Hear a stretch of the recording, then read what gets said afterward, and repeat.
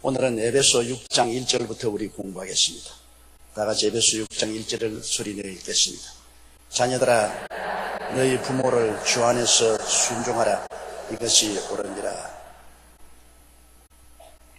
2절까지 계속해서 읽으십시다. 내 아버지와 어머니를 공경하라. 이것이 약속 있는 첫 계명이니. 그 다음 3절요. 이는 내가 잘되고 땅에서 장수하리로다.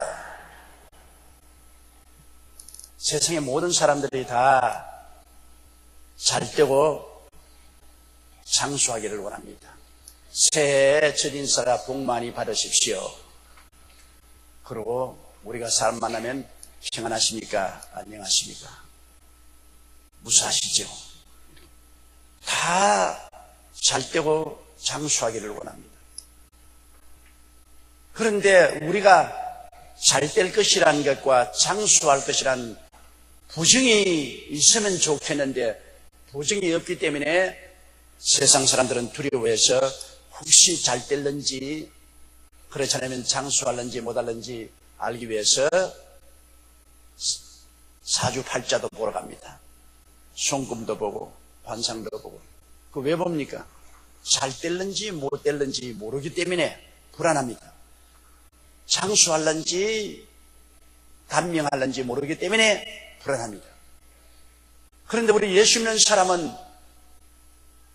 하나 확실한 하나님이 보증한 보증이 있습니다.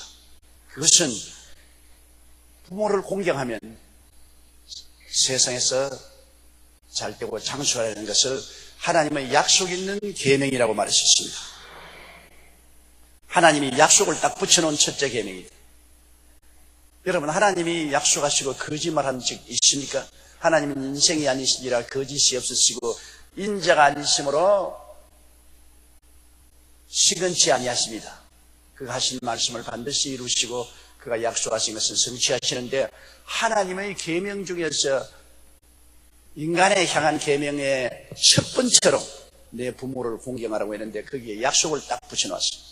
네가 세상에서 잘되고 장수하리라. 그러므로 우리가 저 하늘이 무너지고 이 땅이 꺼져도 1.1억도 변함없는 하나님 말씀이기 때문에 하나님 앞에 확실하게 확신을 가지고 기도할 수 있는 것은 주님, 나는 부모에게 불효하지 않았습니다. 부모를 공경했습니다. 그러므로 주님이 약속하신 말씀대로 잘되고 강건하게 하여 주시고 장수하게 하여 주시옵소서. 구할 수 있는 이유가 됩니다. 이 땅에서 우리가 하나님께 흔들리지 않고 담대하게 기도할 수 있는 이유가 있어야 됩니다. 소도 언덕이 있어야 문제되지 않습니까? 이유가 없으면 강하고 담대할 수가 없잖아요. 강하고 담대한 것은 이유가 있어야 되지 않습니까? 우리는 이유가 있습니다. 부모에게 불효한 사람은 잘되게 해달라고 기도해도 효과가 없어요. 장수하게 해달라고 해도 효과가 없는 것은 하나님의 약속을 무시했기 때문인 것입니다. 하나님을 무시한 거죠.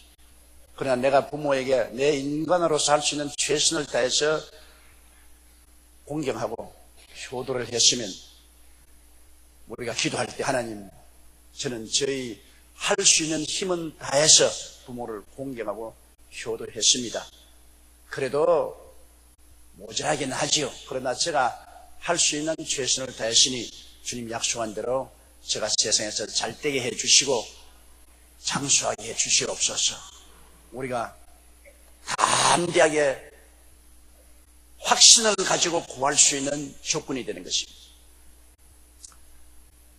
옛날 세대는 부모 효도하는 것 당연한 것으로 생각했지만은 요사이 젊은 세대는 누구나 핵가족 제도가 되어서 자기 가족만 모여서 하는 시대가 되고 나니까 부모에 대한 효도는 기억 밖으로 밀려나고 마는 것입니다. 부모 효도라는 것을 오늘날 새삼스럽게 가르쳐야 될 정도로 젊은 세대는 잊어버리고 말았습니다. 부모는 부모고 나는 나도. 내가 부모의 품에서 떠나고 난 다음에야 내가 알 것이 뭐냐. 항상 부모에게 달라고만 하지. 부모에게 얻어먹을 것이 있을 때는 항상 찾아가서 달라고 하지. 부모에게 얻어먹을 것이 없으면 그때로부터는 안부조차 묻지 않습니다. 완전히 빠이빠이입니다. 그래서 오늘날 노인이 된다는 것은 굉장히 슬픈 일입니다. 더구나 가을이 되면 더 슬프지요. 봄철은 좀 덜하지만 민간인 기관인 노인학대 상담센터에 따르면 올 상반기 정월부터 6월까지 11개 지부에 접수된 노인학대 피해자는 675명인데 거의 노인을 학대하는 46%의 사람들이 친아들입니다. 그리고 26%의 사람들이 친며느리입니다. 노인들이 거의 과반수 친아들과 친며느리에게 학대를 받고 살아요. 그리고 이래저래 해서 노인들이 살기가 괴롭습니다. 외롭고 또 병들고 생활 수단이 없기 때문에 많이 자살하지. 얼마 전에 신문에 나는 거 보면 여러분 70대 노인이 70대인 저희 아내를 목매어 죽이고 그리고 자기도 목매어 죽었지 않습니까? 아내가 병든데 병수발을 하다가 뭐 희망이 없잖아요. 너무나 힘드니까 생활은 어렵고 그러니까 부인을 목 눌려 죽이고 자기도 살만쯤 살았으니 간다고 입서서 놓고 자살했습니다. 얼마나 황혼의 비극입니까? 경찰청이 국회에 제출한 국정감사 자료에 따르면 지난해 61세 이상 노인 자살 수는 3,653명입니다. 노인 하루 10명꼴로 자살합니다. 오늘 하루도 10명의 노인이 자살합니다. 정말 비참한 일 아니겠습니까? 그것은 자식들에게 짐되기 싫다는 것이 첫째 이유입니다. 자식들에게 짐되기 싫다. 그것은 자식에게 환영을 받지 못하기 때문인 것입니다. 자식이 부모를 짐으로 느끼고 환영을 하지 않기 때문에 마음에 고독과 좌절과 절망감을 느낍니다. 사람이 어디 가도 반겨주는 사람 없고 환영해주는 사람이 없으면 가장 불쌍한 사람이 되죠. 그래도 자매님들은 좀 괜찮아요. 할머니는 아들네 집에도 갈 수 있고 딸네 집에도 갈 수 있지만 노인 남자는 갈 데가 없어요. 60 넘은 노인이 아들네 집에 가니 환영을 하겠습니까? 딸네 집에 가니까 환영을 하겠습니까? 정말로 남자는 늙으면 부인 앞에서 죽어야 돼요. 부인보다 오래 살면 그만큼 큰 저주가 없어요. 그래도 부인이 있으면 아들네 집에 가서도 얻어서 오고 딸네 집에 가서도 얻어와서 먹이잖아요. 평소에 밉더라도 늙어서는 불쌍하니까 쥐어박으면서도 아이고 젊을 때 나를 호박했죠. 쥐어박으면서도 그래도 아들네 집에 가서 뭘 좀 얻어오고 딸네 집에 가서 뭘 좀 얻어와가지고서 그래도 먹여주니까 부인이 있으면 그래도 행복하죠. 그러나 부인이 없으면 이제는 기가 막힌 노릇입니다. 올 때 갈 데가 없어요. 하늘 아래 땅 위에 어디 설 데가 없습니다. 그러니까 결국은 자살하죠. 그 남자에게서 가장 큰 행복은 부인 앞서 떠나는 겁니다. 그것이 제일 행복하고 또 살았기 전에 부인에게 구박 안 받을 정도로 잘 해나와야 됩니다. 그래야 나중에 늙어서 구박 안 당하지. 안 그러면 꼭 늙어서 서름당합니다. 나는 오랜 세월 목회하면서 보았는데요. 젊을 때 부인 많이 구박한 영감치고 늙어서 구박 안 당하는 사람 없어요. 조심해야 돼요. 그러니 오늘날 부모를 공경하라는 말을 성경에 약속까지 붙여놓은 것은 자녀들이 부모를 공경하지 않기 때문인 것입니다. 그러나 가장 현명하고 좋은 길은 마음에서 우러나지 않았다 할지라도 하나님의 약속 때문에 하나님의 계명 때문에 부모를 공격하는 것은 현명한 일입니다. 왜? 세상에서 잘 뛰고 장수하니까 뭐 부모 공격하면 관상 볼 필요도 없고 사주팔자 볼 필요도 없고 점칠 필요도 없어요. 하나님이 보증을 해놓았는데 세상에서 잘 뛰고 장수하리라. 요 사이는 흉한 병들이 많잖아요. 병들면 장수 못하잖아요. 장수한다는 것은 하나님이 건강 주시겠다는 말씀 아니에요. 그러므로 병들어도 주님 내가 부모 공경했으니 병 고쳐주시옵소서. 담대하게 할 수 있잖아요. 정말 우리가 살면서 하나님 앞에 가슴 내밀고 떳떳하고 큰 소리 하면서 기도할 수 있고 믿을 수 있는 것은 바로 이 성경 구절인 것입니다. 내 부모를 공경하라. 그러면 네가 세상에서 잘되고 장수하랴. 이렇기 때문에 제가 결혼식 주례할 때는 꼭 이 말을 씁니다. 새로 부부 결혼할 때는 부모 교육, 부모 잘 받들면 반드시 이 세상에 잘 살게 된다고요. 그렇기 때문에 자녀들은 부모 설하에 살 때는 부모를 중안해서 순종하라. 이것이 옳은 일이라고 했습니다. 하나님 보시기에는 부모님 설하에 살아 있을 때는 부모에게 순종하라. 미성년자 때는. 왜? 부모가 자식 못되게 하는 부모 없습니다. 밤일하러 가는 사람도 밤일하러 가기 위해서 옷을 잡아 입으면서 자기 아들 보고는 야 공부 열심히 해서 훌륭한 사람 되라 그럽니다. 자기는 도둑질하러 가면서 야 같이 따라 붙여라 도둑질하러 가자 그렇게 할 부모가 없습니다. 자기는 밤에 도둑질하러 가면서 자식은 수능 성적 잘 나와야지 열심히 공부해. 어느 부모치고 자식 못되기를 원하는 사람 없지요. 자식은 다 올바르게 잘 자라고 훌륭하게 살기를 부모님들은 원하고 있습니다. 더구나 우리 한국 사람들은 외국 사람보다 더 지독하게 자식 잘 되기를 원합니다. 그러므로 자녀들이 부모님의 말을 잘 들으면 손해날 것 하나도 없어요. 부모가 자녀 못되게 할 것 절대로 하지 않잖아요. 더구나 주 안에서 부모를 순종하라. 부모가 뭐 교회 가지 마라. 하나님 믿지 마라.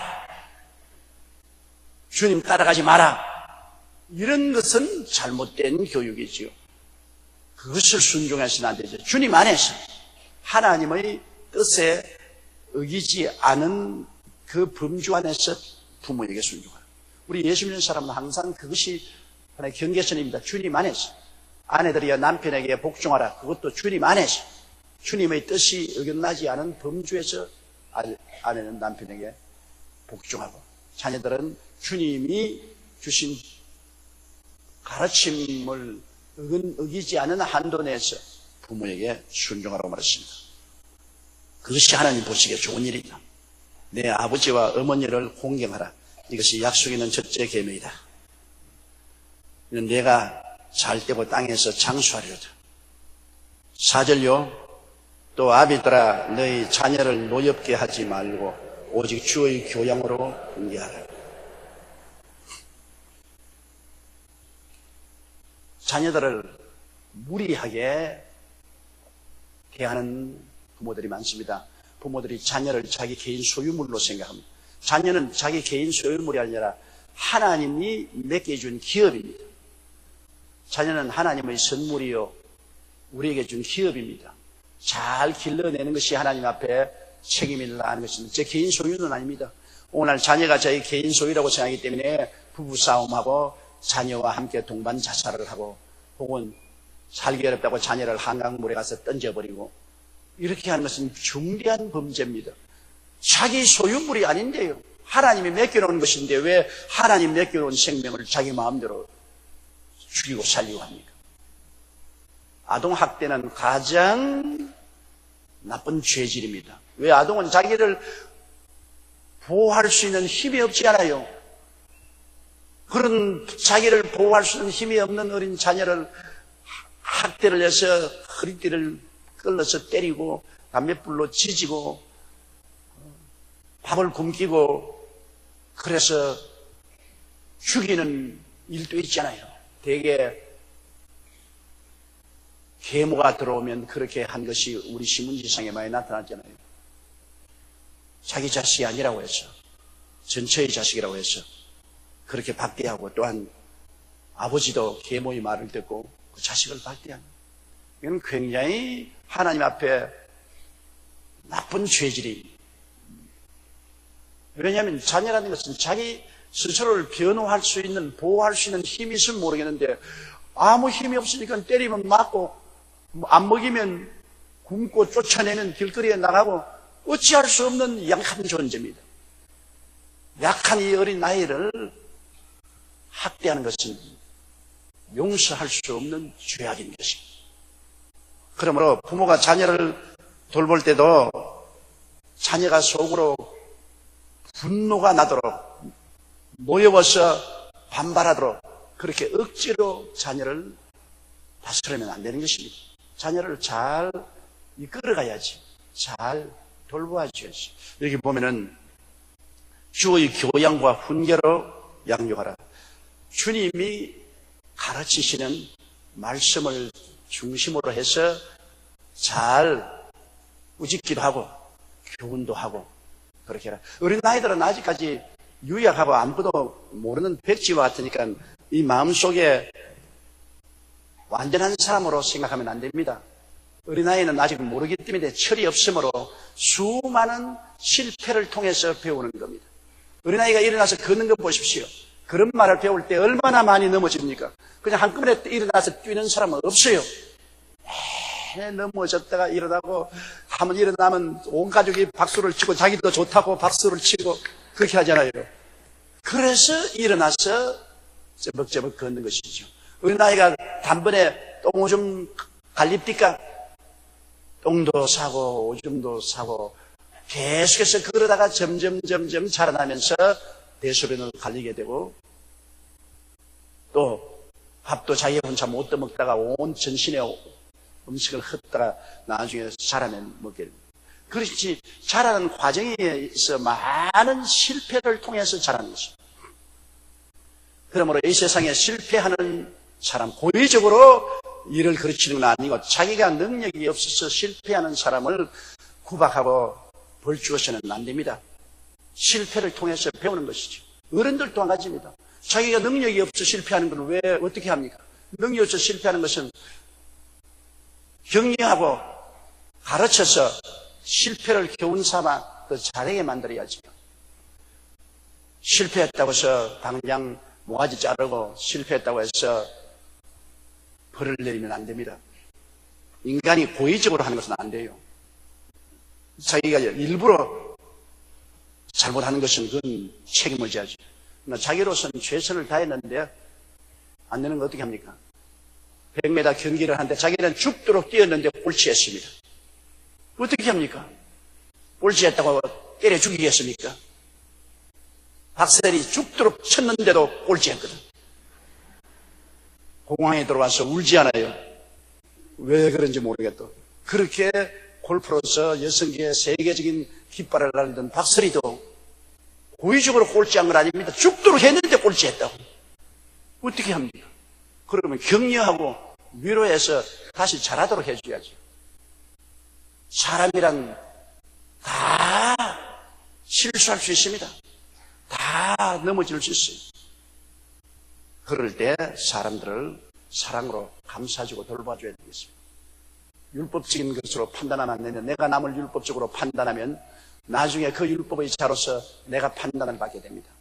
내가 남을 벗기면 나중에 나를 벗길 사람 다가옵니다. 내가 남을 핥히면 나중에 나를 핥힐 사람 나타나요. 내가 남의 얼굴에 흙칠하면 나중에 내 얼굴에 흙칠할 사람 나타나요. 내가 남을 짓밟으면 나중에 나를 짓밟을 사람 꼭 다가와요. 그 시기가 일찍이 다가오는 사람도 있고 늦게 다가오는 사람이 있지만 반드시 인생은 심은 대로 거두게 되는 것입니다. 그렇기 때문에 우리가 자녀들이 아주 유약해서 영적으로 정신적으로 육체적으로 약할 때 잘 사랑으로 부드럽게 교훈을 하고 잘못한 것은 이러면 안 된다, 큰일 난다, 꾸짖기도 하고 그리고 또 이렇게 하라고 가르치기도 하고 그렇게 해서 자녀를 양육해야 됩니다. 그냥 무방비 상태로 방치해버리면 안 됩니다. 여러분 어느 곡식도 가꾸어야 열매를 맺지. 시몬에 심어놓은 나무도 늘 물을 주고 가지를 쳐주고 그리고 벌레를 잡아줘야 자라지. 그냥 내버려 놓으면 아무리 좋은 종자를 갖다 심어놔도 아주 잘못되게 되고 잘 자라지 못합니다. 더구나 사람인 이상은 정성을 다하여 갖고 와야 되는 것입니다. 어린 애기 뱃속에 넣고 다닐 때 참 편하지요. 뱃속에 넣고 다니면 자기 가고 싶은데 다 가고 무겁기는 좀 하지만은 좋지만은 일단 배 밖에 나오면 정말로 힘이 듭니다. 그때는 울고 짜고 똥 싸고 오줌 싸고 또 아프고 얼마나 가꾸기가 힘듭니까? 어린 아기를 가꾸는 일은 굉장히 큰 일입니다. 세상의 어떤 사업보다도 더 정성이 들어가고 힘이 들어가는 것입니다. 그렇기 때문에 부인들이 자식 기르고 사는 가사 노동은 굉장한 값어치가 나가는 것입니다. 남편이 부인에게 월급 줘가지고서 애 낳고 애 기르고 가사 하라면 보통 월급 줘서는 안 돼요. 연봉 억대 줘가는 안 됩니다. 그보다 더 많이 줘야죠. 그러나 와서 애 낳아주고 가정일 돌봐주고 애 길러주고 하는 건 얼마나 고마운 일입니까? 사실은 참으로 여성들에게 우리 남성들은 굉장히 고맙게 생각해야 됩니다. 나는 자녀들을 다 길러서 데리고 온 어머니들을 보면은요, 정말 감동이 돼요. 이야, 어떻게 저 자녀들을 다 길렀을까? 저 하나하나 낳는데 얼마나 괴롭습니까? 나는 요새 젊은 애들 시집 가서 어린애 가져오면 내가 막 걱정이 돼 못 견디겠어요. 그냥 내게 기도 받으러 오던데. 아유, 어떻게 낳았나? 아유, 어떻게 낳았나? 우리 어머님은 우리 형제 9을 낳았는데 내가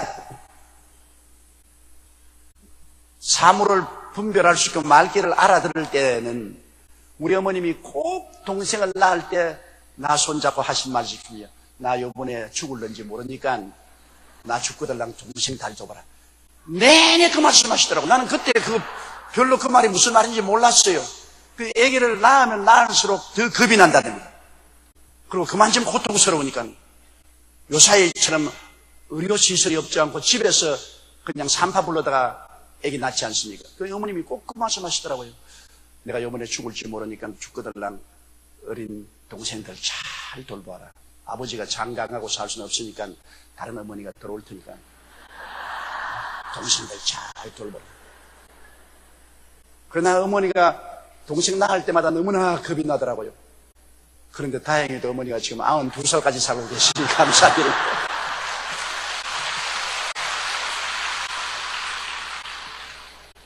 그러므로 아버지에게 불효한 것보다도 어머니에게 불효한 것은 죄질이 더 나쁩니다. 아버지는 그냥 낳아주었지만 어머니 날 길러주었지 않습니까? 낳는 것은 간단하지만 기르는 것은 보통 힘이 들지 않아요. 그 어머니에게 불효하는 것은 굉장히 나쁜 일입니다. 그거는 용서하지 못할 일입니다. 그런데 이제 어린애기를 기르는 것도 요 사이는 거의 아버지가 기르지 않고 엄마가 기르지 않아요. 아버지는 아침 일찍부터 나가서 저녁 늦게까지 직장에서 돈벌이 한다고 정신이 없잖아요. 그래서 집에 있는 어머니가 거의 어린아이를 기르는데 요 사이는 젊은 세대들이 거의 안 길러요. 어린아이를 유치원이나 다른 데 맡겨버려요. 그래서 애들이 부모의 따뜻한 사랑과 교양으로 자라지 못하고 그 마음에 남아있는 추억이 없어요. 여러분 어릴 때 자랄 때 부모와 같이 있은 추억이 대단합니다. 아브라함 링컨은 내내 말하기를 자기가 어릴 때 어머니 무릎에 앉아서 성경을 읽어주는 것이 마음에 늘 추억이 된다. 어릴 때 어머니 아버지와 함께 손잡고서 교회에 나가고 혹은 들로 산책을 나가는 건 너무나 추억이 된다고 말합니다.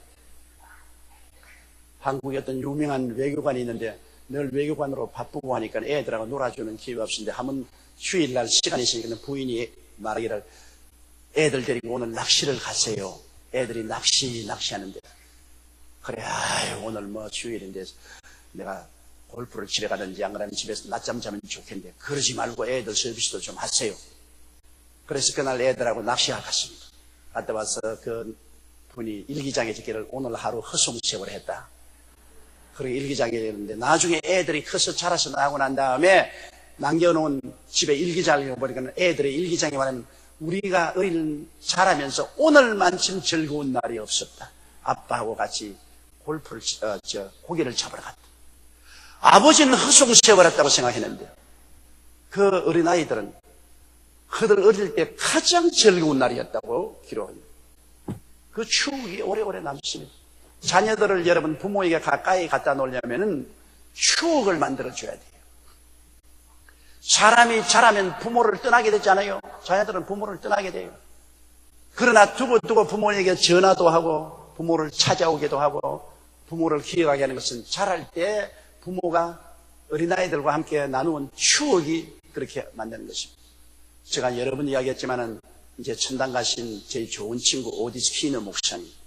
그 목사님은 언제나 토요일이면 그 나이 많으신 그때 내가 그 집을 방문할 때 아버지 어머니가 80이 넘었는데 아버지 어머니를 모시고 토요일 날은 들로 산으로 혹은 유원지로 꼭 가더라고요.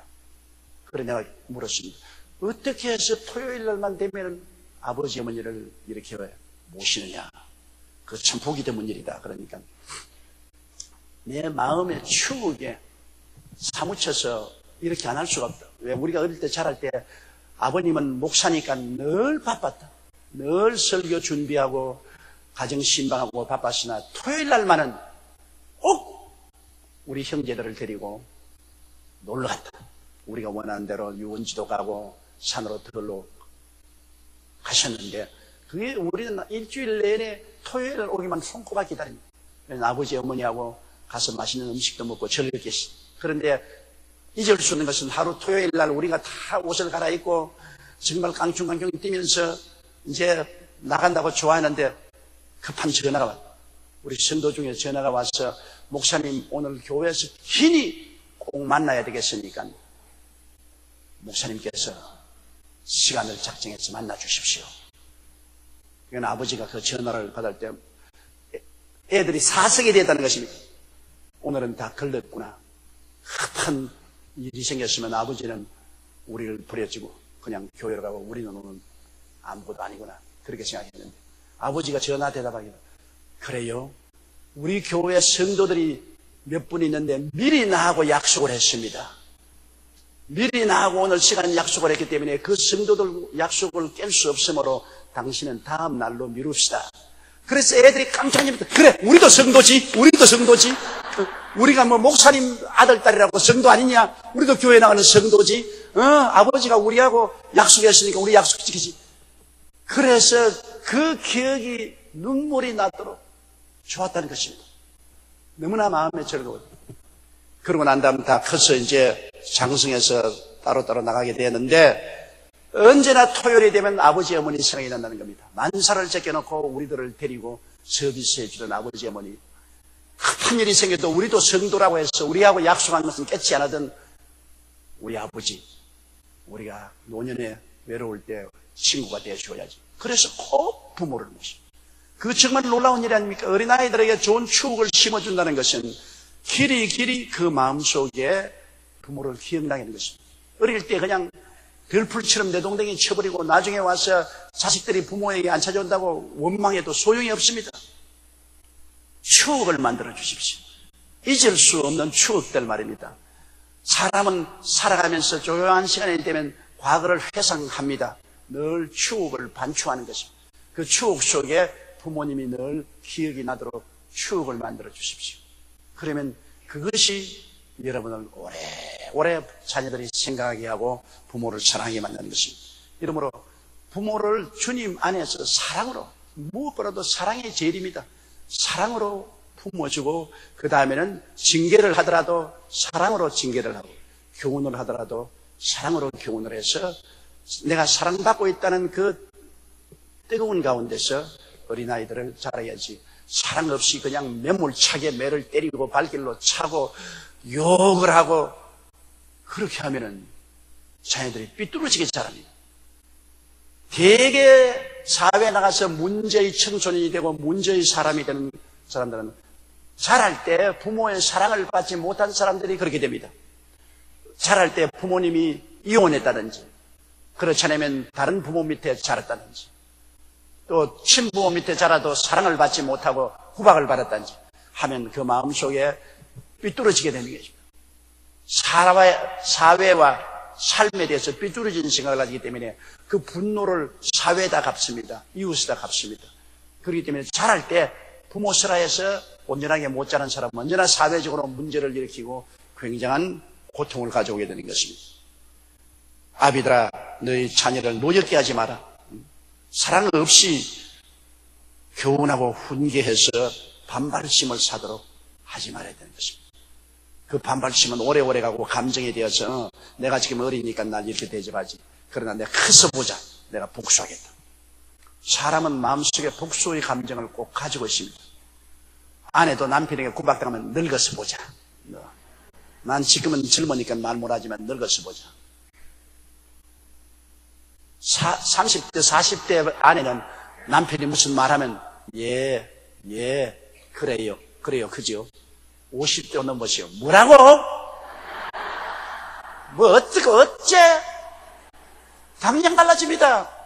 30대, 40대 아내하고 50대 이상 아내하고 똑같은 아내라고 생각하면 큰일 납니다.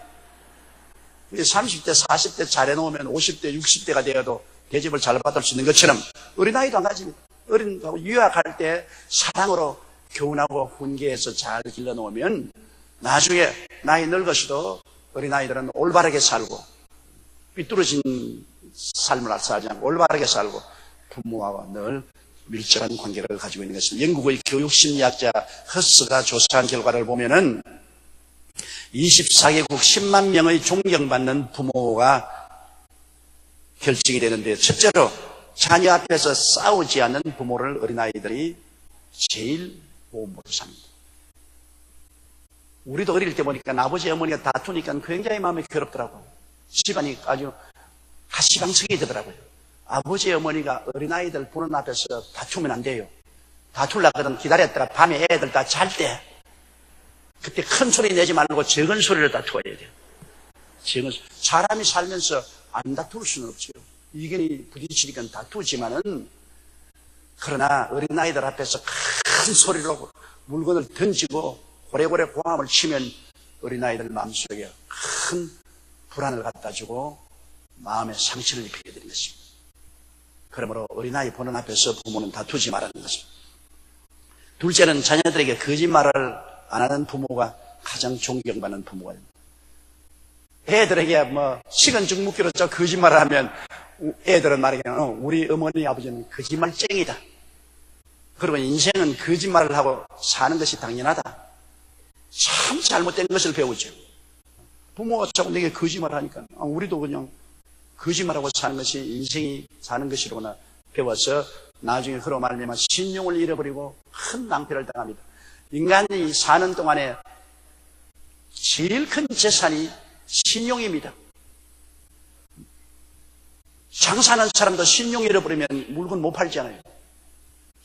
물건 만들어 수출하는 사람도 물건이 불량품이 안 되어서 잘 사용하는 물건을 만들어서 팔아야지 불량품을 팔아놓으면 그 물건에 대한 신용을 잃어버리기 때문에 세계적인 기업이 안 되는 것입니다.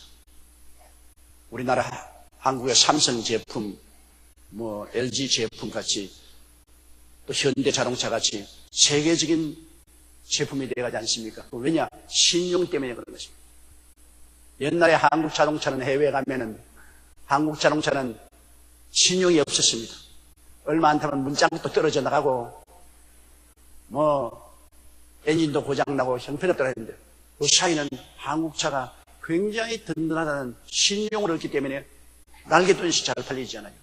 삼성 제품들이 굉장히 신용을 얻습니다. 핸드폰 같은 것은 굉장하죠. 왜냐? 제품의 신용을 얻었기 때문이겠습니다. 물건도 그런데 하물며 사람이 신용을 잃어버리면 거짓말쟁이가 되어놓으면 자식도 안 믿어주고 남편도 아내도 서로 못 믿고 이웃이 안 믿어주면 신용불량자가 되면 절대 나잖아요. 우리 요사이 은행에 신용불량자 되면 대출도 할 수 없고 사업도 할 수 없고 인생을 살 수가 없잖아요. 신용불량자가 되는 것은 참 비참하죠. 그러므로 거짓말을 하지 말아야 자녀들에게도 신용불량자의 부모가 안 되는 것입니다.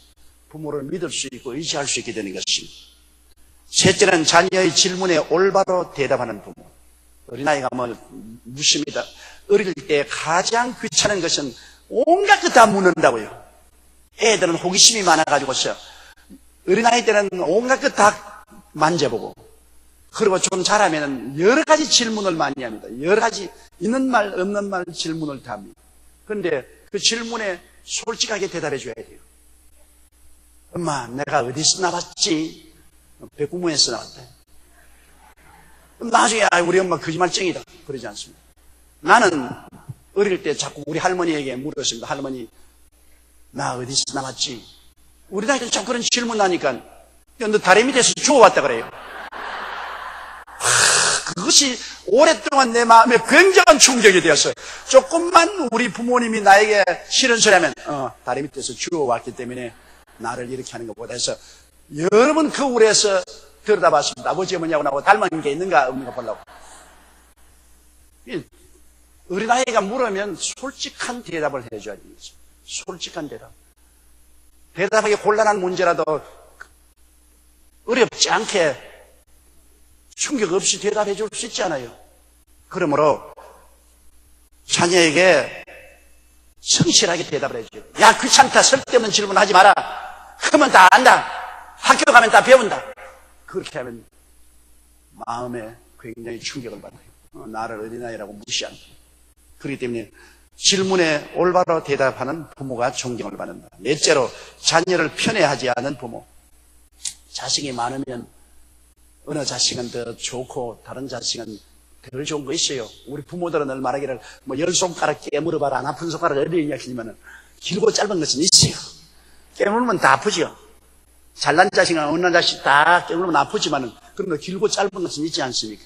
자식 길어보면 부모에게 더 착하게 잘 구는 애는 더 사랑스럽고 못되게 구는 놈은 밀상스럽고 별 도리 없죠. 그러나 그것을 밖에 내놓으면 안 됩니다.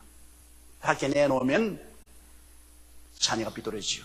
제일 성경적인 예로선 야곱이 12자녀 중에 11째인 요셉을 특별히 사랑해서 채색 옷을 해 입혔습니다. 그게 문제예요. 옷을 똑같이 해 입혀야지 요셉만 채색 옷을 해 입히고 다른 사람은 가죽을 아무거나 해 입혔습니다. 요셉을 편애했기 때문에 형들이 요셉을 죽이려고 했던 것입니다. 그러므로 부모는 편애하지 말아야 돼요. 부모는 자식을 똑같이 다 내 몸에서 태어난 자식은 사랑하지만 형제는 그렇지 않습니다. 형제는 부모가 자식을 사랑하는 것만치면 그렇게 똑같이 사랑하잖아요. 형제는 벌써 한 다리 건너 천리입니다. 벌써 남이에요. 정이 있다고 하지만은 나중에 다 각각 독립해서 나가면은 독립적인 살림을 하고 정 모르는 남보다는 낫지만은 그러나 부모가 자식을 생각하는 것 같이 그렇게 가깝지가 않아요. 형제간에 서로 죽이지 않습니까? 가인이 아벨을 죽였지 않습니까?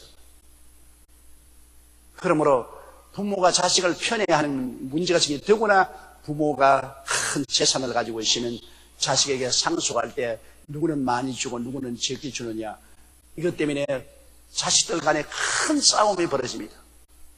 나는 여의도 순복음교회 성도 여러분 재벌가 없는 것을 기쁘게 생각합니다. 여러분 자식하고 싸울 만한 재산 없잖아요. 재산이 있으면 반드시 자식들 간에 재산 가지고 법정 싸움까지 나오는 것입니다. 편애하지 말아야 된다. 굉장히 힘든 일이지만 부모님이 그것을 해야 돼요. 그리고 다섯째로는 자녀 앞에 행복하게 보이는 부모. 자녀들이 오래오래 기억하고 좋아합니다. 부모가 자식들 앞에서 행복한, 그렇지 않고 아버지가 엄마를 늘 욕하고 엄마는 아버지를 늘 욕하고 불행한 그런 모습을 보면 자녀들의 마음에 굉장한 고통을 갖다 주는 것입니다. 그 다음에 여섯째, 자녀에게 좋은 친구가 되어주는 부모. 자녀들이 요사이도 누구에게 자기 고민을 말할 수가 없다랍니다. 어린아이들이 가장 큰 문제는 자기 가슴 속에 있는 고민을 솔직히 털어놓고 말할 수 있는 사람이에요. 상대가 아버지도 어머니도 고민을 들어주지 않는다. 친구도 없고. 그래서 자녀들이 마음의 고통을 가지고 자라는 것입니다. 부모가 자식하고 친구가 돼요. 서로 같이와져요. 그래서 자녀들도 저희 속에 있는 거 다 털어놓고 부모도 어려운 문제가 있으면 자녀에게 의견을 묻고 어떻게 하면 좋겠냐 함께 짐을 나누고 친구가 돼요. 자식은 오래오래 친구가 돼요. 딸이 없으면 엄마는 늙어서 외로워집니다. 딸이 있으면 엄마는 늙어서 딸이 친구가 돼요. 늘 딸하고 같이 있어요. 나는 우리 어머니 보니까 늘 누님하고 같이 있어요. 아니, 지겹도록 같이 있어요. 그 딸은 언제나 엄마하고 같이 친구가 되더라고요. 그 딸이 없으면 친구가 없어요. 그리고 아들도 늙으면 아버지의 친구가 돼야 되는 거죠. 젊을 때부터 서로 친하게 지냅니다. 서로 친구로서 같이 대화도 하고 밥도 먹고 친구가 돼야 돼요. 어릴 때부터 친구가 되는 것이 좋습니다. 7째, 자녀들의 친구까지 사랑하는 부모가 됩니다. 나는 어떤 우리 교회 자매님의 간증을 들었는데요. 그 자매님이 너무 바빴어요. 자식들을 잘 돌볼 수 없어요. 생활이 어려우니까 남편도 직장에 나가고 자기도 부업을 가지고 일을 하자니까 아침에 애들 밥이나 먹여주고 그냥 점심 차려놓고 애들 너 찾아 먹으라 하고. 근데 그 막내가 하루 와서 엄마 나 사랑해. 그래, 내 사랑한다. 내가 왜 너를 사랑하겠냐? 그러면 증명해. 어떻게 증명? 내 친구 3명 이름을 대봐. 그 어머니가 땅을 팔러 왔어요. 왜냐면 아침에 일찍 나오고 저녁에 늦게 들어오는데 걔가 어떤 친구를 데리고 있는지 알 수가 있어요. 근데 그놈이 하는 말이 엄마 내 친구 3명 이름 한번 대봐. 엄마가 글쎄다 내가 내 친구라니. 그거 봐. 엄마가 나에게 무슨 관심이 있냐. 내가 나쁜 친구를 사귀는지 좋은 친구를 사귀는지 어떻게 알아. 엄마 날 사랑 안 하는 게 틀림없어. 그래서 굉장히 당황했다는 말을 들었습니다. 애들이 좋아하는 것은 애들의 친구까지 부모가 알아주는 그런 부모를 원하는 것입니다. 애들 친구의 이름이 무엇인지, 친구하고 어떻게 지내는지 그게 관심을 가지는 부모를 자녀들은 원하는 것입니다. 그리고 8째는 자녀를 타인 앞에서 존중해주는 부모입니다. 애들이라고 해서 무시하지 말고 타인들 앞에서도 장성한 인격자처럼 애들을 소개해주고 인정해주는 것입니다. 나는 내 일생에 두고두고 잊지 못하는 것은 어른들이 모여서 이야기하고 있는데 학교 갔다가 와서 너무나 내가 우리 학교하고 또 우리 학교 경쟁한 학교하고 야구 경기를 해서 우리 학교가 이겼어요. 나에게는 큰 이슈입니다. 천지지독만한 이슈예요. 그래서 뛰어오자마자 집에 와서 어른들하고 이야기하는데 아버지 우리 야구 경기에 오늘 우리가 이겼어요. 야, 어른들의 이야기인데 시끄럽다 시끄러워. 치명타를 받았어요. 내 영혼 속에. 나는 언제 어른이 되노? 어른이 하니까 내 말은 인간 말도 아니구나. 혼자서 그렇게 마음이 삐뚤어지는 겁니다. 그 다음에는 내 혼자 방에 들어가서 울었다고요. 어른이 아니니까 나는 우리 가정에서 말할 거리도 없고 말할 권리도 없구나. 하찮은 일 같지요.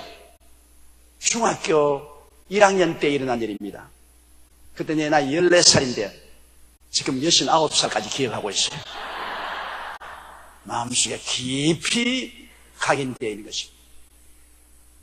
어린아이가 말할 때는 자기에게는 굉장한 일입니다. 자기 세계에서는 친구하고 놀았다니 선생하고 어떻게 되었다니 굉장한 뉴스거리로서 말할 때 그 별 어른이 보면 재미없어도 재미있게 들어줘야 되는 것입니다. 아, 그래? 와, 그래? 그런 일이 있었구나. 너는 어떻게 생각하니? 신바람나게 이야기하도록 그렇게 만들어줘야 되는 것입니다. 그런 부모가 좋은 부모가 되는 것입니다. 그리고 9째는 칭찬을 아끼지 않고 정확하게 책망하는.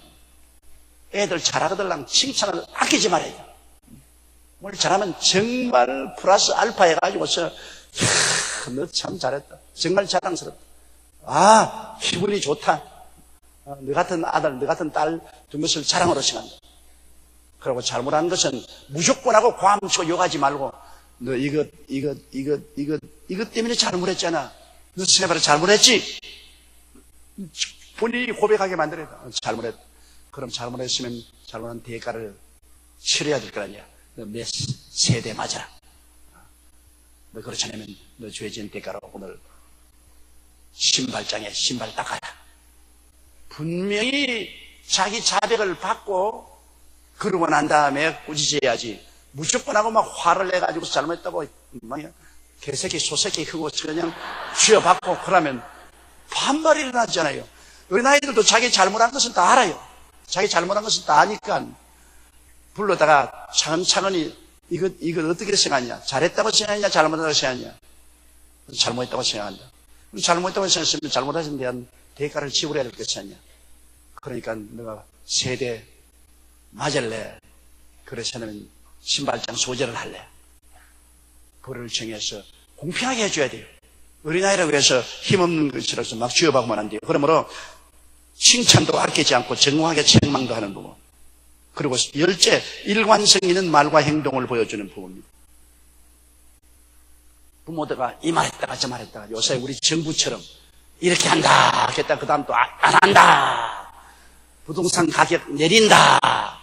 부동산 가격 올린다. 밑에 있는 사람이 어지러워요.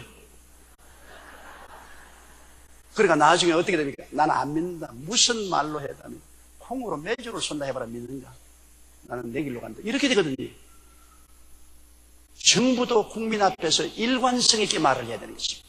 그래야 국민들이 정부의 말을 믿죠. 여러분 오늘날 우리 정부가 하는 말을 그대로 액면 믿고 따라가는 사람, 여기 정부 지도자 아무도 없으니까 솔직히 한번 손들어 보십시오. 정부 말 믿는 사람. 그럼 정부 말을 아무리 해도 안 믿는 사람 손들어 보십시오. 솔직히 보세요. 그 왜냐? 정부가 일관성 있게 말하지 않았기 때문인 것입니다. 예를 들어 말하면 돈 디노미네이션을 한다. 10,000원짜리를 10원짜리로 만드는 디노미네이션 한다. 그랬다가 그 다음에 막 여론이 나니까 안 한다. 그랬다가 또 한국은행에서는 당장 디노미네이션 준비를 다 끝마쳤다. 연구가 다 끝났다. 내년에도 할 수 있다. 이게 무슨 말이 이런 말이 있냐? 이 말했다가 그 말이 귀에 사라지기 전에도 또 이 말했다가 또 그 말이 사라지기 전에 또 이 말했다가 혼란스럽기 짝이 없습니다. 가장 중요한 것은 정부는 국민을 이끌어 나갈 때 한결같은 말을 해야 되는 것이죠. 일관성 있게 말해요. 부모가 자식에게 말할 때도 일관성 있게 말을 해야 돼요. 자식들 보고서 이번 토요일 날 우리 외식하러 가자. 토요일 되면 일이 바빠서 못 가겠다. 다음으로 미루자. 다음에 오면 이번 달도 또 바빠서 못 가겠다. 또 다음으로 미루자. 일관성이 없습니다. 낙심해버리는 것입니다. 이럴 수가 있느냐. 말 한마디를 하면 손해가 나도 해요. 제가 전에도 말했지만 정자 고사가 참 유명하잖아요. 엄마가 자꾸 시장 따라가겠다는 어린아이 보고 야 집에 있으면 돼지 잡아준다 하니까 내가 좋다고 돼지 먹겠다고 엄마는 거짓말 했잖아요. 시장에 따라가겠다니. 시장에 갔다 오니까 아버지가 돼지를 끌어내서 잡고 있거든. 여보 당신 돌아서 우리 집 살림 미천인 돼지를 왜 잡아? 당신이 시장 갔다 오면 돼지 잡아주겠다고 말했잖아요. 말을 했으면 지켜야지. 애들 앞에 일관성 있게 지켜야지. 그래 잠시 어려움을 피하려고 거짓말 했어야 나중에 자식이 부모를 믿어주겠냐. 또 그 자식이 사회에 나가서 어떻게 믿고 살겠냐. 그래서 살림 미치는 돼지를 잡았단 말이지. 일관성 있게 말과 행동을 보여주는 부모를 자식들은 훌륭한 부모로 존경한다는 것입니다. 그러니 자식 교육하기가 참 힘듭니다. 자식 교육하려면 굉장히 노력을 하고 애를 쓰고 힘들는데 가장 중요한 것이 모범입니다. 자식은 부모를 보고 배우죠. 저는 요사이 내가 가만히 나를 보면 너무너무 나의 말과 행동이 우리 아버님을 닮았다고요. 옛날에는 그것을 벗어나려고 애를 썼습니다. 아버지 닮았다 하면 참 싫어요 내가. 왜냐면 나는 나지 왜 내가 아버지 닮았냐. 그런데 요사이는 목에 주름진까지 다 닮았어요. 내가 걸음 걷는 것도 내가 나를 봐도 너무나 아버지 닮았구나. 운명적이다. 별 도리 없이 아버지 닮은 것은 피할 수 없다. 어릴 때부터 늘 아버지를 모범으로 보았으니까 아버지를 닮았어요. 말하는 것도 닮았어요. 성격이 급한 것도 닮았어요. 딸은 엄마를 닮아요. 엄마는 여성이니까 어떤 여성이 되느냐, 늘 엄마를 쳐다봅니다. 그러면 부지불식간에 엄마 잘하죠. 심리학자들은 인격의 완성이 6살 만에 다 기초가 이루어지는데 6살 동안 부모 밑에 자라잖아요. 그러니 아들은 아버지를 닮고 딸은 엄마를 닮아요. 그러므로 시집 보낼 때 그 청년이 어떤 청년이 알고 싶으면 아버지를 봐야 되고, 며느리 구할 때 어떤 며느리를 구해야 되냐, 그 엄마를 보면 거의 틀림없습니다. 왜냐하면 모범을 보고서 배우니까. 그러므로 부모가 자식에게 어느 심사 행동에 어떻게 주의하고 모범이 되어야 된다는 것은 정말 힘든 일입니다. 그러나 좋은 자식을 기르려면 그렇게 해야 되는 것입니다. 그 다음 5절요.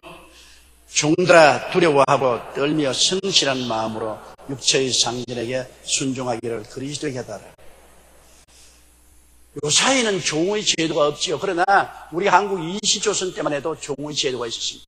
전 세계적으로 종의 제도가 있었습니다. 성경에도 종의 제도에 대해서 말하고 있습니다. 그것은 오늘날 예수 그리스도의 복음이 들어와서 모든 사람을 해방시켜주는 이 역사가 일어나기 전에는 모두 다 종의 제도가 있었습니다. 여러분, 그리스도의 복음이 들어오고 난 다음에 종의 제도도 사라졌고 여성도 해방되었습니다. 정말 옛날에 우리 한국의 여성들은 시집 가면 종살이입니다. 종도 그렇게 고달픈 종이 있을 수가 없습니다. 그러나 그리스도의 복음이 들어온 곳에는 종의 제도도 없어지고 여성 해방도 이루어졌습니다. 그리스도가 우리를 자유케 한 것입니다. 그러나 옛날에는 모두 다 종의 제도라는 것은 사회적인 통념으로 있었기 때문에 성경이 거기에 대해서 말합니다. 종들아 두려워하고 떨며 성실한 마음으로 육체의 상전에게 순종하라. 종이 상전에게 순종할 때 눈가림만 하지 말고 순종을 하되 예수님께 순종하듯이 하라. 왜냐, 우리의 모든 심사 행동은 하나님이 바라보고 계시기 때문에 무슨 일을 하는지 상급을 하나님께로 받습니다. 콩 심으면 콩 나고 팥 심으면 팥 나고, 우리의 행위의 모든 결과는 하나님께로부터 상급을 받는 것이기 때문에 종들은 주인을 무시하지 말고 떨며 성실한 마음으로 상전에 순종하라. 이것은 종과 주인의 관계뿐 아니라 오늘날 자본주의 사회에도 지도자하고 피고용자의 사이에도 이것이 꼭 이루어져야 되겠습니다. 우리가 사업을 하면은 종업원들 많이 갖지 않아요. 종업원들이 계속해서 저항을 하면은 일이 되지 않잖아요. 사용자는 종업원들에게 충분히 욕심 부리지 말고 종업원들의 복지를 위해서 충분히 노력해야 되는 것입니다. 있는 힘이 되는 대로 종업원에게 억울하지 않게 월급도 주고, 그리고 작업 환경도 편안하게 만들어야 되는 것입니다. 뭐 능력이 없으면 할 수 없지만 충분히 할 수 있는 대로는 해야 되고, 또 종업원들은 자기가 몸담아 살고 있기 때문에 충성을 다해서 열심으로 꾀부리지 않고 일하고 좋은 제품 만들어서 팔아서 함께 번영해야 됩니다. 요 사이는 이 사용자나 노동자들이 함께 번영해야 되는 시대입니다. 누구는 잘 살고 누구는 못 살고 그렇게 해서는 안 되죠. 그러므로 서로 대화와 타협을 통해서 함께 잘 살아가는 방향을 취해야 되는데 서로 이용만 하려고 하기 때문에 갈등이 생기는 것입니다. 사용자는 노동자를 이용하려니까 갈등이 생기고, 노동자는 사용자를 대결하려고 하기 때문에 갈등이 생기는 것입니다. 정말 사랑으로, 이게도 사랑인 것입니다. 노사 갈등도 사랑으로 서로 이해하고 동정하고 사랑하면은 함께 가야 되는 것입니다. 갈등은 해결될 수 있습니다. 사랑으로. 그러나 이 말대로 이 종들은 주인을 두려워하고 떨며 성실한 마음으로 일하라. 6절에 보면은 눈가림만 하여 사람을 기쁘게 하는 자처럼 하지 말고 그리스도의 종처럼 마음으로 하나님의 뜻을 행하라. 한 마음으로 섬기기를 죽게 하라고 사람들에게 하지 마라. 이는 각 사람이 무슨 선을 행하든지 종이나 자유하는 자나 주에게 그대로 받을 줄 알미라. 자유한 자나 종이나 우리가 세상에 살아가는 마음의 자세와 태도는 하나님이 점수를 매긴다는 것입니다. 수능 점수는 하나님 매겨요. 그래서 사용자나 종이나 할 것 없이 모두 다 하나님 앞에서는 다 하나님의 종들이기 때문에 하나님이 점수를 매겨요. 그러므로 더구나 피고용자인 종은 순종하고 떨림으로 성실하게 살아라고 이렇게 교훈하고 있습니다. 옛날에 우리 한국에서 어떤 큰 부자가 자기가 부리던 종을 다 해방시켜 주겠다고 생각을 해서 종들에게 말했습니다. 자, 내일이면 자네들 전부 다 종문서를 자네들에게 넘겨줄 테니까 종문서를 찍고 자유를 얻어라. 남녀 종들이 좋아서 뛰고 꿀리고 야단이었었습니다. 밤새도록 들뜨가 잠을 못 잤는데 주인이 하면 마지막으로 너희들이 우리 집을 떠나기 전에 새끼를 꼬아다오. 새끼를 할 수만 있으면 가느다랗게 고운 새끼를 꼬아다오. 이것이 너희들이 우리 집에서 종살이 하면서 마지막 해줄 일이다. 그러니까 밤에 종들이 자기 전에 하는 말이 가지껏 평생에 종살이 하다가 마지막 나가는데 새끼 곱게 가늘게 꼬아달라고 웃기는 소리 하니까 되게 굵직하게 덤석하게 새끼를 꼬아놓고 잠을 잤는데 한 사람은 내가 그래도 몸담아 지금까지 살았는데 주인이 우리를 해방과 자유를 준다 그러는데 얼마나 고맙냐. 마지막 섬기는 일로 정성을 하겠도록. 다른 사람은 다 자는데 안 자고 아주 곱게 가느다랗게 새끼를 꼬니까 자른 종들이 전부 저 미친 놈 봐라. 지가 얼마나 충성한다고 저 야단이야. 내일이면 자유를 얻을 것인데 뭐 한다고 저렇게 고운 새끼 꼬고 있냐. 아침이 되니까 종문서를 다 나누어줘. 그러고 난 다음 주인이 곡간문을 확 하니까 종들이 눈이 덩그랬습니다. 그게 엽전이 잔뜩 쌓였거든. 너희들 어찌게 꼰 새끼 다 가지고 너희들이 뺄 수 있는 만큼 엽전을 꿰서 가져가거라. 굵게 새끼를 꼰 사람들은 엽전이 하나도 안 들어가. 하나도. 그런데 가느다랗고 곱게 꼰 사람은 한없이 걷어가는 게 엽전이.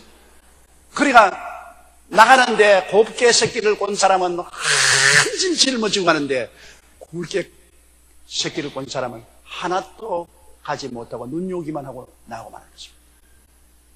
뭐냐? 끝까지 성실하라는 것입니다. 끝까지 성실하라. 미국의 어떤 큰 회사의 사장님이 자기 밑에서 열심히 늘 일을 한 건축자를 불러가 늘 회사에 집도 수리하고 고치고 하면서 내가 자네 은퇴하기 전에 마지막으로 나 집 한 채 지어주고 가라.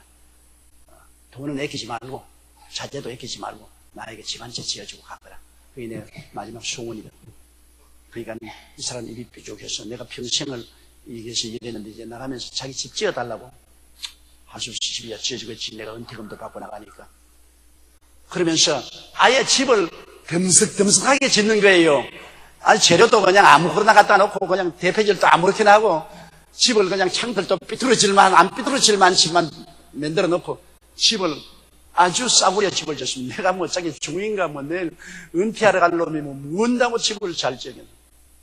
그래 주인에게 집 다 지어놓고 난 다음 이제 은퇴 기념으로 은퇴 나겠다니까 주인이 자네가 오랫동안 날면서 고생했기 때문에 내가 은퇴 기념으로 자네에게 집을 한 채 주려고 집 지어라 그래. 그래서 자네가 지었으니 자네 거라 집문서를. 그때야 땅을 쳤습니다. 앉아가지고서 내 두 손가락으로 내 눈깔 찔렀구나.